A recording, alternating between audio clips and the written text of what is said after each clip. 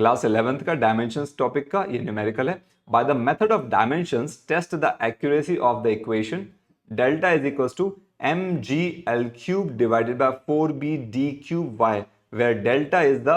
depression proceeded in the middle of a bar of length L, breadth B and depth D when it is loaded in the middle with mass M. Y is the Young's modulus of the material of the bar. अब ये समझिए, ये actually कुछ ऐसा है, suppose ये कोई बार था उसमें डिप्रेशन आ गया, मतलब ये ऐसे था, मैं बता देखिए, पहले सपोज के बार था ऐसे, सपोज करो एक ही ऐसे एक बार है, सिंपली ऐसे था, बाद में उसमें डिप्रेशन आकर के मतलब कुछ ऐसा हो गया, ठीक है, थोड़ा सा डिप्रेशन आ गया, सपोज करो दिस वन, ठीक है, तो ये यहां से यहां पे चला गया ना, दिस इज अ डिप्रेशन, है ना। ये डिप्रेशन मतलब एक तरह की लेंथ नीचे की तरफ बढ़ गई है, तो लेंथ कम हुई है, इसको एल डिस्टेंस ही माना जाएगा इसको, तो इसकी डायमेंशन एल ही रहेगी, याद रखना, ठीक है। सो मतलब ये लेंथ मान लो, या इसको मैं बोलूंगा डिस्टेंस बोलूंगा, डिप्रेशन जो हुआ है इसके अंदर, ठीक है, मतलब इतना डिप्रेशन हुआ ना। So putting the values, so delta is equals to mgl cube by 4bd cube y। अब ये सीधा सीधा वैल्यूज पुट करेंगे, तो ये पूछ रहे हैं, क्या पूछा इन्होंने, देखिए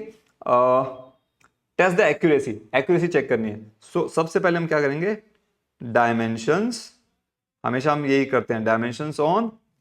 और या of left hand side, delta depression है, इसकी डायमेंशन क्या होगी, केवल एल, बताया ना भी डिस्टेंस टाइप का है। अब राइट में बाकी सब सिंपल है, खाली यंग्स मॉडुलस के बारे में बताऊंगा थोड़ी देर में। सुना, राइट हैंड साइड को देखिए जरा, राइट हैंड साइड में हमारा क्या है, ये एम मास, जी क्या है, acceleration due to gravity given है क्या, is it G, let me just read, right where dimensions delta is this, depth D, G acceleration due to gravity ही होगा approximately, where delta is given है क्या question में, नहीं है, ठीक है, ये एक्सीलरेशन ड्यू टू ग्रेविटी ही होगा, ठीक है, तो ये हो जाएगा एल टी माइनस टू, अच्छा, और एल लेंथ है, एल क्यूब बाय 4, डायमेंशनलेस है, उसकी कोई फर्क नहीं, बी ब्रेड्थ है यानी कि अगेन एल, डी डेप्थ है यानी कि again L cube, into Y, Y है यंग्स मॉड्यूलस, ये होता है स्ट्रेस अपॉन स्ट्रेन, ये फॉर्मूला होता है, स्ट्रेस होता है फोर्स अपॉन एरिया और स्ट्रेन होता है change in configuration upon original configuration. ये पूरा ना हम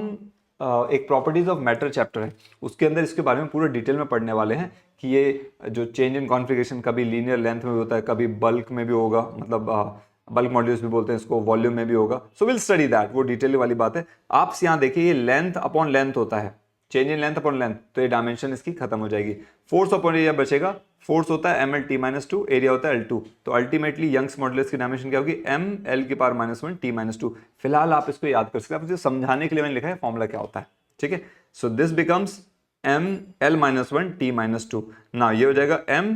l t minus two L3, सारा ऊपर लेके जाओ, ये हो जाएगा t, ये क्या है 1 और 3 4 हो जाएगा, इसको तो लिख दूं एटलीस्ट माइनस 4, m की पावर माइनस वन, l की पावर 1 और t की पावर 2। अब इसको करेंगे m, यहाँ पे m1, उसके बाद m कहीं आ रहा है, ये रहा माइनस वन, l l1, उसके बाद ये रहा l3 प्लस में 3, ये l की पावर माइनस 4 और फिर ये l की पावर प्लस 1, उसके बाद यहाँ पे देखिए t की पावर माइनस 2